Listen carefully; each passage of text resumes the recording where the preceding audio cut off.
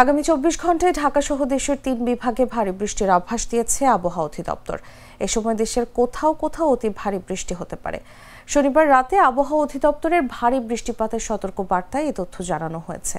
এতে বলা হয়েছে, ভারতের দক্ষিণ বিহার ও তৎসংলগ্ন এলাকায় অবস্থানরত সুস্পষ্ট লঘুচাপটি উত্তর উত্তর পূর্ব দিকে অগ্রসর হয়ে বর্তমানে লঘুচাপ আকারে গাঙ্গেয় পশ্চিমবঙ্গ তৎসংলগ্ন বাংলাদেশের পশ্চিমাংশ জুড়ে অবস্থান করছে। এর প্রভাবে শনিবার সন্ধ্যা 6টা থেকে পরবর্তী 24 ঘন্টায় ঢাকা, ময়মনসিংহ ও সিলেট বিভাগের কোথাও কোথাও ভারী থেকে অতি ভারী বর্ষণ হতে পারে।